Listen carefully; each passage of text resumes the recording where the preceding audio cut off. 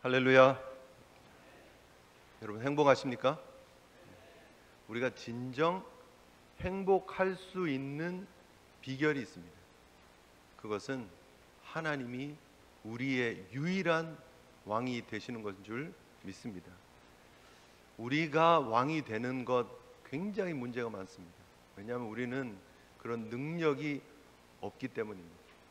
우리의 인생을 책임질 수 있는 능력은 오직 우리를 만드시고 우리를 붙잡으시고 섭리하시는 우리의 주인 하나님이신 줄 믿습니다. 날마다 주의 손에 꽉 붙잡혀서 하나님의 은혜 안에서 믿음의 길 잘 걸어가시는 주의 백성들 되시기를 주님 이름으로 축복합니다.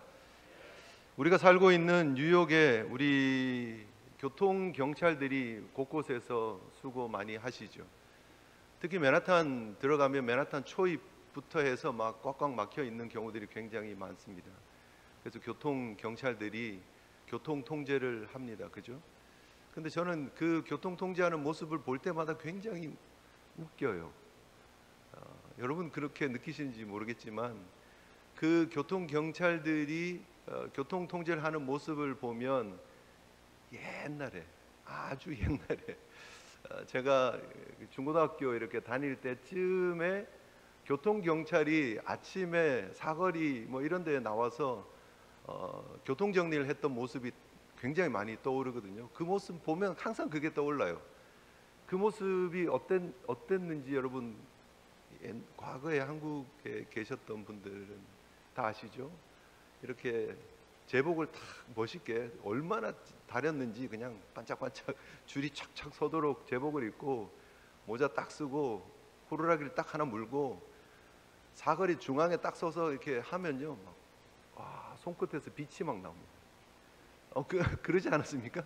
너무 멋있어요. 이렇게 뭐 쫙쫙 이렇게 각도 있게 손이 올라갔다 이렇게 딱딱 흔드는 모습 보면, 그러면 차량들이 쫙 지나가고 딱 멈추고 또 탁 틀어가지고 또 다른 쪽 보내고 뭐, 야 정말 굉장히 멋진 모습이었죠. 저희 고등학교 앞에 사거리가 굉장히 컸거든요.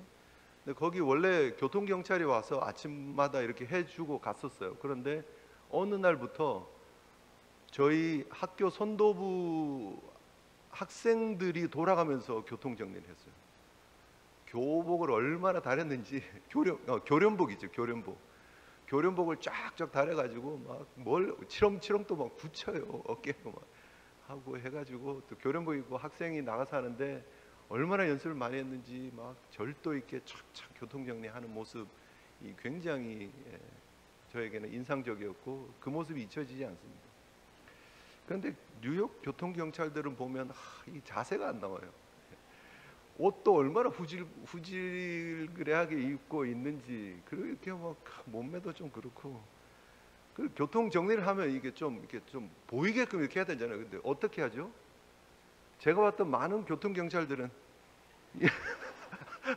그냥 이러고 있어요. 이렇게 하다가 멈출 때 되면 어떻게 해요? 이렇게 손을 좀 높이 들고 촥 멈추고 이렇게 해야 되는데 그럼 막 슬금슬금 막 나와요. 그럼 또 막 화내요. 근데 눈빛으로 화를 내요. 이렇게. 그래서 하여튼 좀 웃겨요. 웃기긴 한데 더 웃긴 거는 그렇게 이렇게 하고 이렇게 해도 다 듣는다는 거예요. 그죠? 이렇게 하면 가고요, 이렇게 하면 멈춰요. 끼껏 해야 1차선 정도 이렇게 살짝 들어갔다 나왔다 할 정도만 왔다 갔다 하면서 이렇게 하는데도 차들이 다 그 작은 수신호를 따라가면서 해요. 아무리 큰 트럭이라도 오다가 멈추라 그러면 딱 멈춰요. 가라 그러면 딱 가요. 신기하지 않습니까? 그 참 폼 안 나고 자세도 안 나오는 교통경찰이 이렇게 하는데 그게 먹히는 모습이 굉장히 어메이징하지 않냐는 거예요. 왜 그게 그렇게 되고 있을까요? 왜 그 손짓에 사람들이 따르고 운전자들이 따라갈까요? 그 사람이 잘생겼든 못생겼든, 자세가 나오든 안 나오든 어떤 모습이라도 그 사람의 부여된 권위가 있기 때문이죠. 뉴욕시에서 그 사람을 교통경찰로 임명을 했고 그 사람에게 그 일을 할 수 있는 권위를 주었기 때문에 그 사람들이 당당하게 교통 통제를 한다라는 거예요. 모양은 빠져도 괜찮습니다. 개인적인 능력이 부족해도 괜찮습니다. 그에게 주어진 권위가 있기 때문이죠. 그래서 뉴욕에 살고 있는 모든 사람들은, 그곳을 운전하는 모든 사람들은 그 수신호를 따를 수밖에 없습니다. 신호등보다도 더 중요한 것은 수신호예요. 교통경찰의 수신호가 더 우선이에요. 그래서 그 수신호에 따라서 운전을 한다라는 것이죠. 그것이 주어진 권위고, 그 권위가 결국 이 사회를 지탱하는 그런 뿌리가 된다라는 사실, 그 정도는 우리가 다 알고 있죠. 그래서 그래도 미국은 공권력이 잘 유지가 되어지고 있고, 정말 세계 다양한 곳에서 온 다양한 문화권에 있는 사람들이 그래도 이렇게 함께 뭉쳐서 살아가고 있는 이 정도의 모습이라도 보여주는 것은 결국 권위에 대한 인정 그리고 순종의 모습이 있기 때문이 아닐까 생각을 해 봅니다. 그런데 오늘 본문을 통해서 보고 있는 모습은 어떤 모습인가? 권위에 대한 순종이 아니라 권위에 대한 도전의 모습이 나오고 있는 거예요. 예수 그리스도께서 오실 임마누엘의 그림자였던 성전의 본체시다라고 하는 말씀을 우리가 반복해서 들었습니다. 성막과 성전은 하나님이 우리와 함께 하시는 사인이에요. 흔적이에요. 그리고 그 하나님께서 우리와 함께 하시는 임마누엘 성육신 하신 예수 그리스도의 오심을 예표하고 있는 그림자처럼 우리에게 주신 그런 상징이 바로 성막이었고, 이동하는 성막이 고정되어진 모습으로 나타난 게 성전이었죠. 그래서 솔로몬을 통해서 성전이 지어지고, 그리고 그 성전이 무너지고, 그리고 나서 다시 포로에서 돌아오고 나서 다시 재건되어지고, 그리고 헤롯 때에 정말 아름다운 모습으로, 멋진 모습으로 이렇게 증축되어진 모습이 지금 예수님이 이 땅에 오셨을 때에, 초림하셨을 때의 성전의 모습이에요. 그 모습이 어떠했던 간에 정말 중요한 것은 성전의 주인이신, 아니 참 성전이신 그분께서 지금 오셨다라는 거예요. 그러면 당연히 그분의 권위를 인정하고 그분께 엎드리고 그분께 경배하는 모습들이 나타나야 하는 거예요. 그런데 예수님께서 종려주일 그렇게 멋있게 사람들의 그런 열광하는 모습을 통해서 입성하셨음에도 불구하고 반대하고 거부하는 사람들이 있었다라는 거예요. 그것이 우리가 알고 있는 것처럼 성전의 대제사장들, 서기관들, 백성의 지도자들이라고 하는 사람들이에요. 지난 시간에 우리가 이미 살폈지만 그들이 예수님의 모든 행적을 거부하기로 결정을 했어요. 예수님께서 특별히 성전에 들어오셔서 무엇을 선포하시죠? 내 집은 기도하는 집이 되리라 하였거늘 너희는 강도의 소굴을 만든다 하면서 그 성전이 타락하고 왜곡되어지고 변절되어진 모습이다라는 것을 지적하시면서 그 상을 엎으시면서 개혁하시는 장면을 보게 되고, 그 모습을 본 지금 소위 말하는 종교 기득권들이 예수님을 죽이기로 작정했던 거예요. 그래서 19장 47절에 보면 대제사장들과 서기관들과 백성의 지도자들이 예수님을 죽이려고 꾀했다라고 성경은 분명히 기록을 하고 있습니다. 이미 결정이 났어요. 이미 예수님을 죽이려고 마음을 먹었어요. 왜 이런 일이 벌어졌을까? 물론 그들의 대제사장들, 서기관들, 장로들에게 권위가 없다라는 얘기는 아니지만 그들에게 주어진 권위는 하나님이 허락하신 범위 내에서의 권위예요. 성전의 예식을 잘 아름답게 드리기 위한 권위예요. 부여되어진 권위예요. 그런데 그 권위의 진짜, 권위의 실체, 그 권위이신 그분께서 직접 오셨다라는 거예요. 그런데 자신들이 부여받은 그 권위를 내려놓으려고 하지 않고 있는 모습이 문제라는 거예요. 여러분, 이 굉장히 중요한 부분입니다. 진리이신 그분이 진짜 오셨어요. 참 성전이신 그분께서 오셨어요. 그런데 가짜들이 부여받은 권위를 임시로 가지고 있었던 이들이 진짜이신 예수님을, 진짜이신 성전을 공격하고 죽이려고 하고 그 권위에 대항하고 있는 모습이다는, 굉장히 우스꽝스러운 일인데 여러분, 이 모습을 우리가 눈여겨볼 필요가 있다라는 거예요. 세월이 지나면서 결국 기득권을 가지고 있는 종교 지도자들이 변절되어져 버렸기 때문이에요. 원래 하나님을 온전히 섬기고 원래 성전을 통해서 하나님을 만나는 역할, 하나님의 백성들이 거룩해지는 역할을 해야 되었던 그들이 그들의 역할에 집중하지 못하고 그들이 자신들의 이익에 민감해져 버린 거예요. 하나님을 위한 사역에는 둔감해져 버리고 자신들의 이익을 위해서는 민감해져 버린 모습이다라는 거예요. 뒤틀려진 기독교라는 그런 책을 쓴 자크 엘룰이 말하는 것은 기독교가 세월이 지나면서 변하게 되고 원래 기독교 신앙, 즉 예수님 신앙이 변절되어져서 뒤틀린 기독교가 되어진다라는 내용이에요. 근데 기독교만 그렇습니까? 그렇지 않습니다. 모든 종교들을 보면 세월이 지나면서 그 진리에서부터 벗어나기 시작하는 거예요. 모든 종교들을 보면 그 종교의 핵심 가치가 있는데 핵심 가치보다는 세월이 지나면 기득권이라는 것들이 만들어지고 규모라는 것이 만들어지고 그리고 왜곡되어진 잘못되어진 모습들이 전통이라는 것으로 남게 되더라 하는 거죠. 종교가 왜 타락합니까? 권력이 남용되어지고 부패되어질 때 나타납니다. 경제적으로 이익을 추구하는 모습이 나타날 때 타락합니다. 도덕적으로 해이해질 때 타락합니다. 사회적으로 정치화되어지고 어떤 세력과 결부하고 결탁할 때 타락합니다. 교리적으로 왜곡되어질 때 타락합니다. 실제로 기독교 역사만 놓고 보더라도 그랬다라는 거예요. 포로기에서 돌아오고 나서 그들이 다시 말씀으로 돌아가고 성전을 재건할 때 그들이 얼마나 가슴이 먹먹했겠습니까? 얼마나 감격스러웠겠습니까? 그런데 그것이 예수님이 오실 때까지의 암흑 기간을 통해서 종교화되어져 버리는 거예요. 그래서 하나님께 예배하는 성전의 역할보다는 자신들의 기득권을 채워가는 모습으로 변절되어져 버리는 것이죠. 중세의 기독교가 사실 그랬다라는 거예요. 우리가 잘 아는 것처럼 성직이 매매되고 면죄부를 팔고 여러 불법들이 횡행한 모습이 나타나면서 결국 이 교회라는 것이 정치화되어져 버리는 거예요. 교황이 황제 위에 군림하게 되어지는 모습이 되어져 버리고 교회 재산이 많은 사람들의 기부를 통해서 너무 많아져 버린 거예요. 그래서 세속화되어져 버렸다라는 거예요. 그 안에서 소위 말하는 지도자들이 하나님을 온전히 섬기는 모습을 지속하지 못하고 자신들의 이익과 결부되어진 일들에 민감하게 반응하는 거예요. 민감하게. 그래서 교회가 사실은 중세시대에 가장 큰 그런 재산을 축적하게 되어지는 모습을 우리가 보게 되는 것이죠.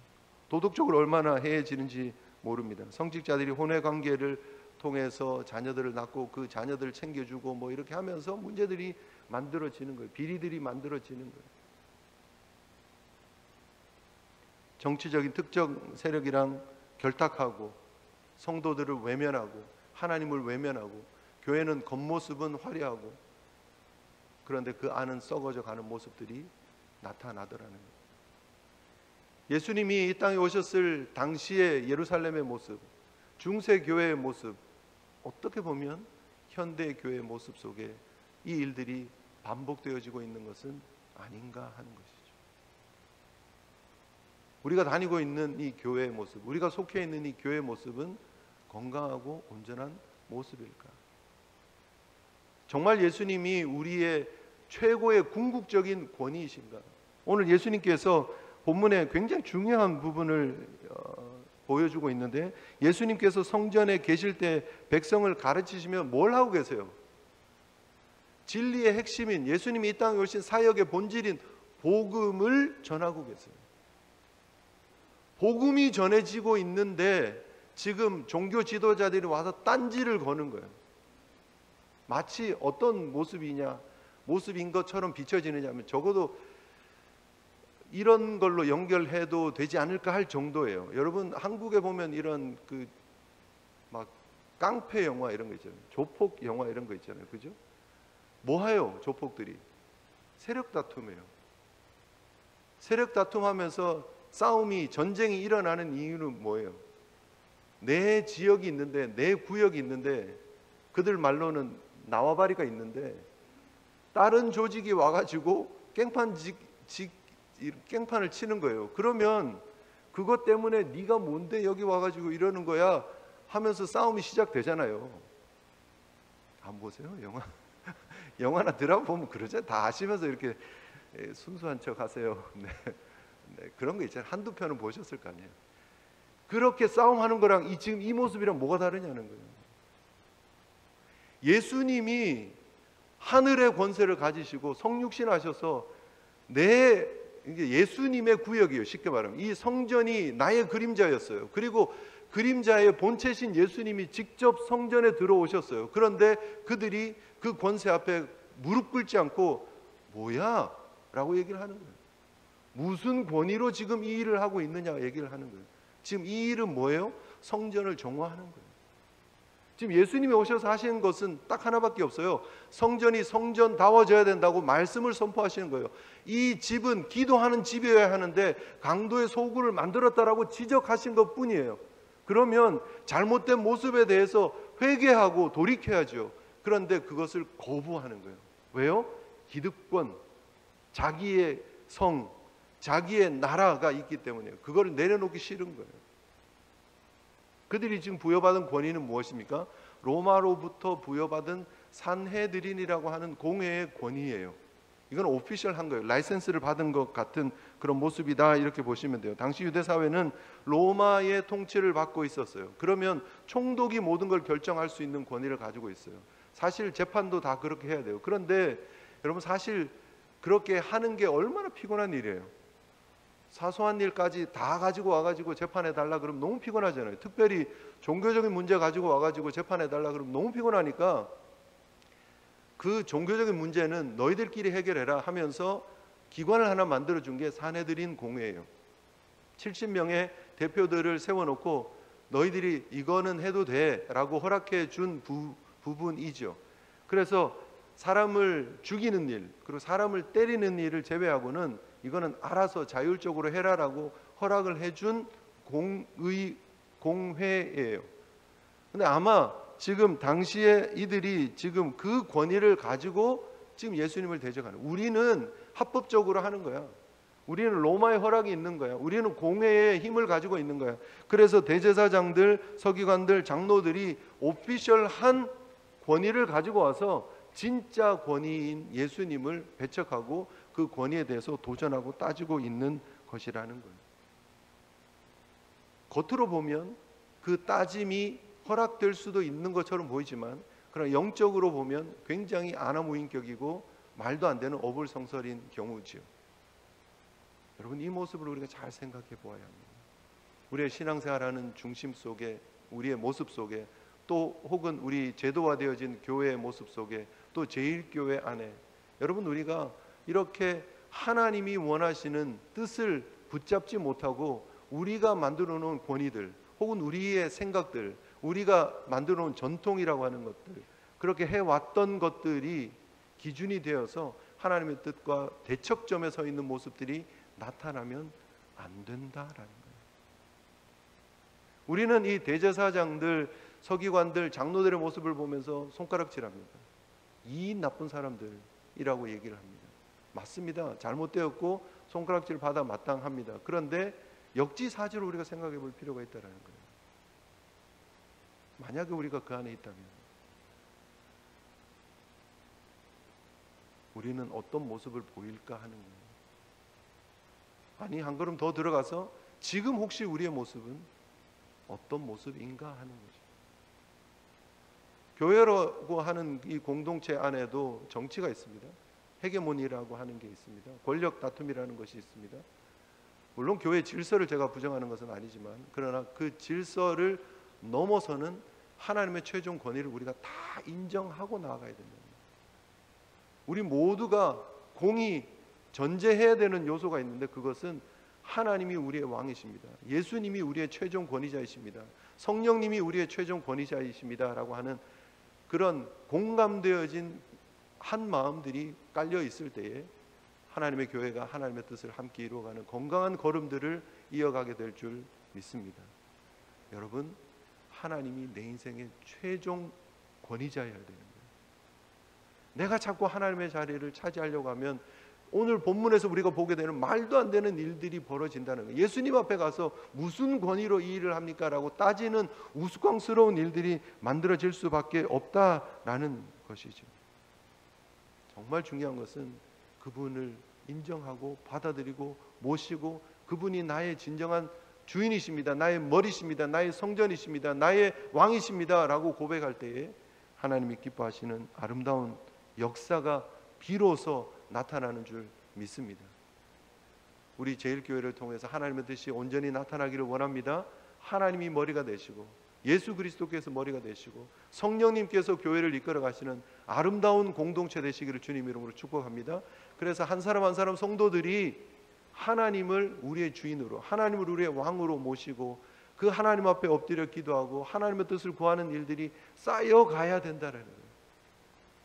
그리고 그 마음으로 우리가 함께 모여서 하나님의 뜻을 구하는 모습들로 나아가야 된다는 거예요.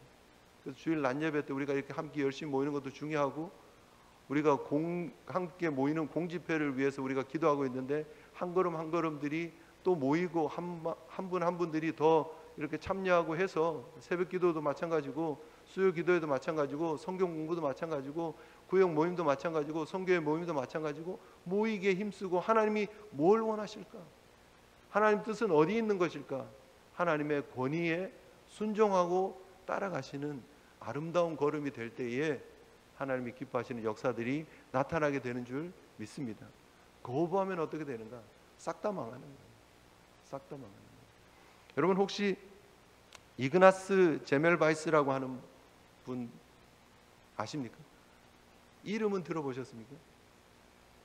네, 모르셔도 됩니다. 저도 몰랐습니다, 사실.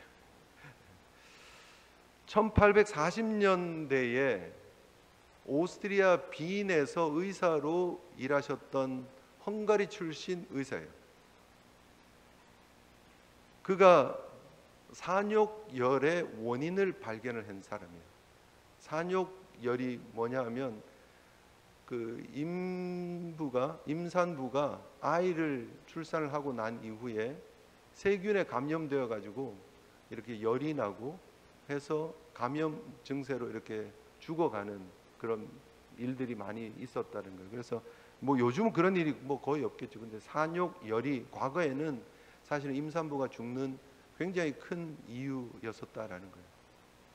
그런데 이 이그나스 제멜바이스가 보니까 병원에서 오스트리아 빈에서 이제 근무를 하고 있었는데 의사들이 담당하는 산부인과 병동에서 사망률이 더 높고 조산사들이 이게 그 출산을 도와주는 조산사들이 근무하는 병동의 사망률이 더 낮았다는 거예요.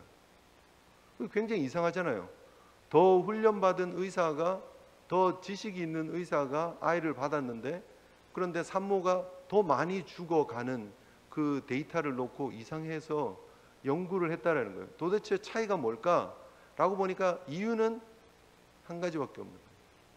의사들이 아이를 받으러 오기 전에 부검실에서 이렇게 시신을 이렇게 만지다가 이쪽에서 이제 아이가 나오려고 합니다. 그러니까 와서 아이를 받은 거예요.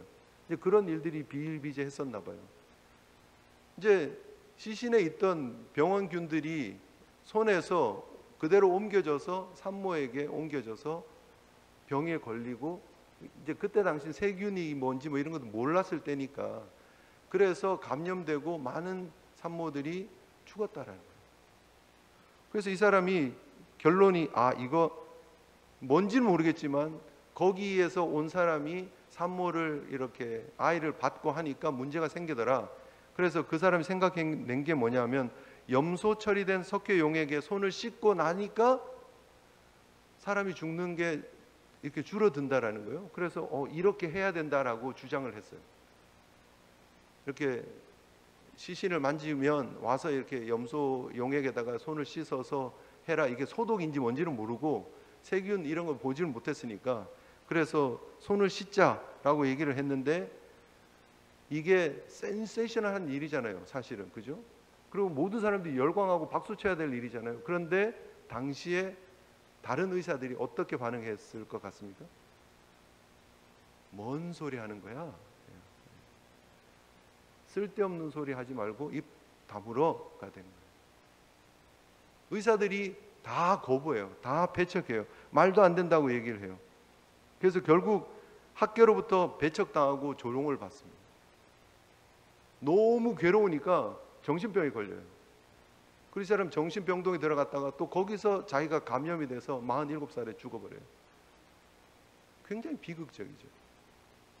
실제로 세균에 감염이 돼서 그런 일들이, 물론 뭐 세균을 이렇게 발견한 것은 아니었지만 원인을 찾아내고 그리고 대책까지 이렇게 만들어내고, 지금 우리 모든 전 세계가 어떤 일들이 벌어지면 뭐 감기가 유행을 한다든지, 뭐 우리가 잘 아는 것처럼 코로나가 유행할 때 1번으로 하는 게 뭐죠? 소독하는 거예요. 소독. 손 씻고 소독하고 하는 게 그 기본이에요. 얼마나 지금은 기본이에요. 기본 중에 기본이에요. 그런데 그 기본을 발견한 사람이 배척당하고 인정받지 못하고 결국은 정신병동에서 죽어갔다라는 거예요. 왜요? 권위로 찍어 눌러버리니까. 다른 의사들이 인정하지 않고 배척해버리니까 진리가 되지 못해버렸다는 거예요. 결국 이 비극적인 모습이 어떤 모습입니까? 예수 그리스도를 향해서도 그대로 나타난 거예요. 진리가 오셨음에도 불구하고, 성전이신 그분께서 진짜 오셨음에도 불구하고 그 예수님을 배척하는 거예요. 그래서 20장에 보면 계속해서 논쟁이 벌어지고 결국은 그들은 예수님을 십자가에 죽여버리는 일까지 나타나더라는 거예요. 진리를 거부하면 진리를 묻어버리는 거예요. 진리를 거부하면 진리를 죽여버리는 거예요. 여러분, 우리 성도들이 기억해야 될 것이 이것입니다. 진리를 붙잡는, 길과 진리와 생명 되신 예수 그리스도를 우리가 온전히 붙잡고 복음으로 나가지 않으면 변절되어진 것들이 우리 가운데 들어오고 결국 우리도 변절되어지고 타락할 수밖에 없다라는 사실을 늘 기억해야 합니다.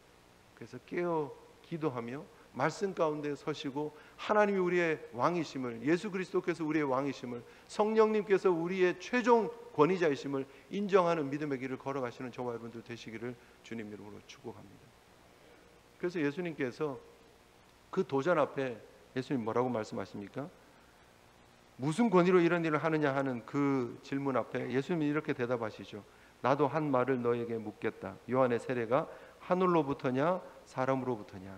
그렇게 질문하십니다. 예수님이 질문을 질문으로 역공하는 그런 모습인가? 굉장히 공경에 처할 수 있는 질문, 예수님에게 무슨 권위냐라고 했을 때 그들이 생각했던 것은 두 가지가 있겠죠. 첫째는 하나님으로부터다 그러면 신성모독이라고 고발을 할 거고, 사람으로부터다 그러면 이 예수님을 사기꾼이라고 몰아세울 거 아니에요. 이도 저도 그들은 거부하려고 생각을 하면서 질문을 한 거예요. 근데 예수님이 묘수를 내서 역으로 오히려 질문을 하면서 예수님께서 요한의 세례가 하늘로부터냐 사람으로부터냐라고 하는 질문을 하시는데 우리가 이것을 어떻게 받아들일 것이냐는 거예요. 역시 예수님은 똑똑하셔. 예수님이 역시 한 수를 더 앞서 보시면서 이렇게 되치기를 하시는 거야. 뭐 그렇게 볼 수도 있지만, 그러나 그 이상의 훨씬 더 큰 의미를 오늘 본문은 담고 있습니다. 화제를 전환시키는 게 아니에요. 그냥 그들을 다시 공격하기 위한 것이 아니에요. 바로 이 세례 요한의 세례가 예수님을 드러내는, 예수님을 증거하는 가장 핵심적인 메시지이기 때문입니다. 가장 핵심적인 메시지. 여러분, 요한복음 1장을 잠깐, 혹시 여러분 이미 우리가 누가복음 20장이 와 있으니까 뒤로 조금만 넘기시면 요한복음이 나오잖아요. 요한복음 1장에 보면 19절에 보면, 이제 눈으로 이렇게 따라가 보십시오. 19절에 보면 유대인들이 예루살렘에서 제사장들과 레위인들을 요한에게 보냅니다. 그리고 요한에게 질문을 합니다. 요한에게 그리스도냐 아니다 얘기를 합니다. 엘리야냐 아니다 얘기합니다. 선지자냐 아니라 얘기를 합니다. 우리를 보낸 이들에게 대답해라. 내게 대해서 무엇이라고 하느냐? 나는 선지자 23절입니다. 선지자 이사야의 말과 같이 주의 길을 곧게 하라고 광야에서 외치는 자의 소리다. 광야의 소리다라고 자기를 얘기를 해요. 그 광야의 소리가 지금 드러내시는 분이 누구인가? 예수 그리스도라고 말하고 있는 거예요. 그래서 여러분 29절 이하를 보십시오. 29절 여러분 눈으로 보시고 저는 세 번역으로 읽어드리겠습니다. 다음 날 요한은 예수께서 자기에게 오시는 곳을 보고 말하였다. 보시오, 세상 죄를 지고 가는 하나님의 어린 양입니다. 내가 전에 말하기를 내 뒤에 한 분이 오실 터인데 그분은 나보다 먼저 계시기에 나보다 앞서신 분입니다 한 적이 있습니다. 그런데 그것이 바로 이분을 두고 한 것입니다. 이 세례를 받기 위해서 오시는 예수님을 향해서 이분이 세상 죄를 지고 가는 하나님의 어린 양입니다 라고 증거하고 있는 거예요. 31절입니다. 나도 이분을 알지 못했습니다. 내가 와서 물로 세례를 주는 것은 이분을 이스라엘에게 알리려고 하는 것입니다. 결국 세례 요한의 세례는 예수님을 소개하기 위한 수단이었다는 거예요. 결국 이 물세례를 통해서 장차 예수 그리스도를 통해서 주실 물과 불로 주시는 세례, 하늘로부터 오는 세례를 드러내기 위함이었다라고 말하는 거예요. 나도 이분을 알지 못했습니다. 내가 와서 물로 세례를 주는 것은 이분을 이스라엘에게 알리기 위함입니다. 요한이 또 증언했습니다. 나는 성령이 비둘기같이 하늘에서 내려와서 이분 위에 머무는 것을 보았습니다. 나도 이분을 몰랐습니다. 그러나 나를 보내어 물로 세례를 주라고 하신 그분께서 나에게 이렇게 말씀했습니다. 성령이 어떤 사람 위에 내려와서 머무는 것을 보면 그가 바로 성령으로 세례를 주시는 분임을 알아라 라고 나에게 말씀을 주셨다는 거예요. 세례 요한은 알고 있었어요. 나에게 와서 세례를 받으시는 분 위에 성령이 임하면 그분이 성령이 비둘기같이 임하는 그분을 통해서 성령 세례가 시작되어질 것이고 그분이 바로 내가 광야에 외치는 자의 소리로 전하는 그분이시구나라는 사실을 알게 되었다라는 거예요. 그래서 34절을 보면 나는 그것을 보았습니다. 성령이 비둘기같이 예수님 위에 임하는 것을 보았다라는 거예요. 그러면서 뭐라고 얘기를 합니까? 그래서 나는 이분이 하나님의 아들이라고 증언하였습니다. 세례 요한의 세례는 예수 그리스도를 예비하고 소개하는 사역이었고 결국 예수 그리스도를 만나고 예수님께 수세례를 베풀면서 예수님께서 하나님의 아들이심을 확증받게 되어진 세례 요한의 모습, 결국 세례 요한의 세례가 예수님이 누구신지를 드러내는 중요한 장치가 되어지고 있다는 사실이에요. 그래서 예수님께서 지금 종교 지도자들을 향해서 요한의 세례가 하늘로부터냐 사람으로부터냐라는 질문을 하고 계시는 거예요. 단지 위기를 모면하기 위한 이렇게 되치기의 성격의 질문이 아니라 본질을 드러내시는 질문이에요. 물론 이들은 깨닫지도 못합니다. 받아들이지 못합니다. 거부하고 있습니다. 그러나 예수님은 그 진리를 세례 요한의 세례를 통해서 분명히 드러내고 계신다라는 거예요. 이들은 뭐라고 대답합니까? 우리는 모르겠다 얘기를 합니다. 정말 몰랐겠습니까? 그렇지 않습니다. 모르겠다, 잘 모르겠습니다, 기억나지 않습니다. 우리가 청문회 뭐 이런 거 하면 잘 듣는 내용이죠. 모르겠습니다, 기억나지 않습니다는 다 진리를 거부하기 위한 거짓말들이에요. 거의 대부분. 지금 이들이 하고 있는 대답이 그래요. 예수님이 진리임에도 불구하고 세례 요한이 그렇게 오실 그분이라고 증거하고 외쳤던 그분이 지금 눈앞에 있음에도 불구하고 그들은 모르겠다라고 하면서 대답을 거부하고 있는, 진리를 거부하고 있는 모습이에요. 결국 그들에게 주어진 것은 무엇입니까? 예수님께서 말씀하신 것처럼 나도 무슨 권위로 이런 일을 하는지 너에게 말하지 않겠다. 진리를 닫아버리시는 거예요. 원래 예수님은 복음을 전하고 계시는 분이세요. 예수님은 이 복음을 사실은 예수님께 나오는 모든 사람들에게 전할 기쁨이 있으신 거예요. 그리고 그 일을 하나님으로부터 받으셨어요. 그런데 지금 예수님이 너희들에게 내 권위를 안 보여주겠다, 나도 말하지 않겠다 라고 닫아버리시는, 이것이 결국 심판이라는 거예요. 여러분, 우리 인류에게 진리가 가려지는 것보다 더 큰 심판은 없습니다. 왜 우리가 신약과 구약 사이에 그 암흑기를 그렇게 심판기 혹은 암흑기라고 표현하고 있느냐면 계시가 없었기 때문이에요. 하나님의 말씀, 하나님의 계시가 사라진, 진리가 진리로 드러나지 않는 시대를 우리는 어둠의 시대라고 얘기를 하는 거예요. 혹시 우리에게 하나님의 진리가 들려지고 있습니까? 혹은 닫혀져 있습니다. 하나님의 뜻과 하나님의 나라가 보여지고 있습니까? 아니면 캄캄하십니까? 굉장히 중요한 부분이고 우리 스스로를 점검하고 돌아봐야 하는 부분입니다. 만약에 우리에게 진리가 비춰지지 않고 있다면, 우리가 깨달아지지 않고 있다면, 아직도 여전히 받아들이지 않고 있다면 그보다 더 안타까운 모습은 없다라는 사실 우리가 다시 한번 기억하면서 우리 가운데 유일한 권위로 이 땅에 오신 예수 그리스도, 길이요 진리요 생명 되신 우리의 주인 되신 예수님을 유일한 권위자로, 유일한 주인으로, 유일한 왕으로 모시고 그분과 함께, 그분과 나란히 믿음의 여정을 잘 걸어갈 수 있는 저와 여러분들 되시기를 주님 이름으로 축복합니다. 우리 받은 말씀 생각하시면서요, 우리 함께 찬양하고 기도하는 시간 가졌으면 좋겠는데요, 찬송 38장 우리 함께 찬양하고 우리 함께 결단하며 기도하는 시간 가졌으면 좋겠습니다. 찬송 38장입니다.